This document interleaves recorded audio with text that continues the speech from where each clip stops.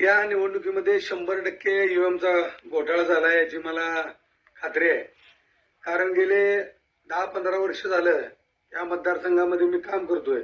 हजारोच्या संख्येने त्या ठिकाणी जनता माझ्या बरोबर होती. संपूर्ण निवडणुकीमध्ये आपण जर बघितलं तर माझ्या प्रत्येक सभेला हजारोंपेक्षा जास्त गर्दी असायची. माझ्या प्रचारासाठी या मतदारसंघामध्ये किमान 4 ते 5 हजार कार्यकर्ते त्या ठिकाणी रोज दिवस रात्र माझा प्रचार करत होते. घराघरातली सर्व लोक जनता त्या ठिकाणी मला मतदान करण्याचं वचन आश्वासन देत होते.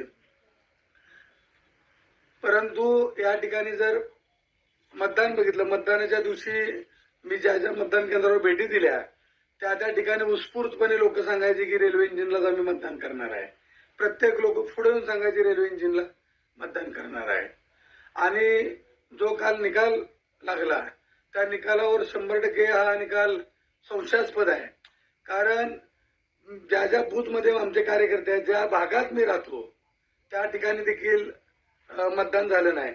अनेक माझे कार्यकर्ते पदाधिकारी शाखाध्यक्ष असतील, आमचे मनसेचे सगळे पदाधिकारी असतील, त्यांच्या बूथवर त्यांच्या स्वतःचं मतदान देखील त्या ठिकाणी दाखवलं गेलेलं नाही. त्यामुळे अनेक लोक या ठिकाणी शपथा खाऊन काल रात्रभर रडून रडून सांगत होते की आम्ही सगळ्यांनी मतदान केलंय. याचा अर्थ 100% या ठिकाणी ईव्हीएमचा घोटाळा झालाय. आणि म्हणून मी काल ताबडतोब पंढरपूर मंगळवेढा विधानसभेचे निवडणूक निर्णय अधिकारी यांच्याकडे माझा तक्रारी अर्ज दिला होता. आणि त्या अर्जामध्ये मी असं नमूद केलं होतं की व्हीव्हीपॅटच्या सर्व स्लिपची मोजणी करण्यात यावी. त्यांची जी काही फी आहे ती फी देखील आम्ही भरण्यास तयार होतो. परंतु त्या ठिकाणी आम्ही अर्ज दिल्यानंतर 5 मिनिटांमध्ये माझा अर्ज फेटाळण्यात आला आणि निवडणूक निर्णय अधिकाऱ्यांनी 5 मिनिटांमध्ये आम्हाला पत्र दिलं की ही तुमची मागणी अमान्य करण्यात येत आहे. जर समजा मी भारतीय लोकशाहीच्या अधिकारानुसार जर मी पत्र दिलं असेल आणि त्या ठिकाणी मी जर मागणी केलेली असेल की व्हीव्हीपॅटच्या स्लिपची मतमोजणी करण्यात यावी तर त्यांनी नकार देण्याचे कारण नाही.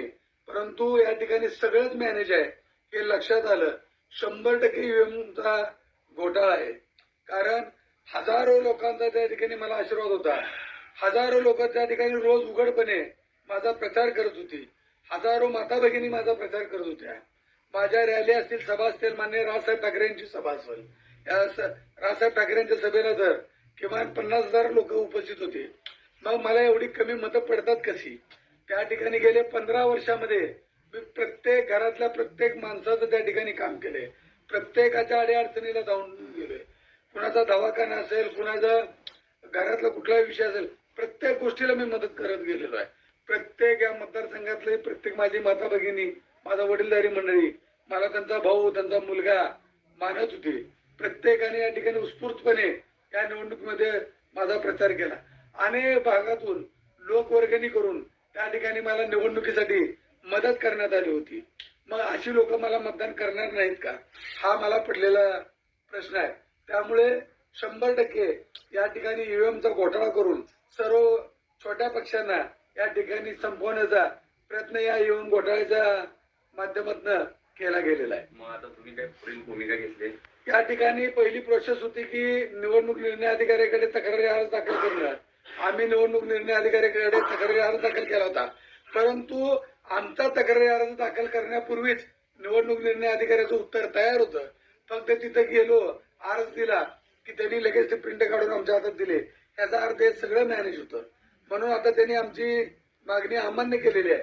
म्हणून यापुढचे आम्ही या ठिकाणी उच्च न्यायालयामध्ये याबाबत पंढरपूर मंगळवेढा मतदारसंघ या मतदारसंघामध्ये जो हा घोटाळा झालेला आहे या घोटाळ्या संदर्भात उच्च न्यायालयामध्ये मी दाद मागणार आहे. तुमच्या सोबतचे काँग्रेस उमेदवार त्यांनी आक्षेप घेतलाय, तेही आता पत्रकार परिषद घेऊन आक्षेप नोंदवणार काय? नाही, निश्चितपणे हा घोटाळा आहे 100%. कारण या ठिकाणी भारतीय जनता पार्टीचं कसल्याही प्रकारचं काम नव्हतं, त्यांच्या उमेदवाराचं कसल्याही प्रकारचं काम नव्हतं. या मतदारसंघातली जनता भारतीय जनता पार्टीला त्रस्त होऊन गेली होती, वैतागून गेली होती. गोरगरीब सर्वसामान्य लोक या ठिकाणी अतिशय त्रस्त झाले होते.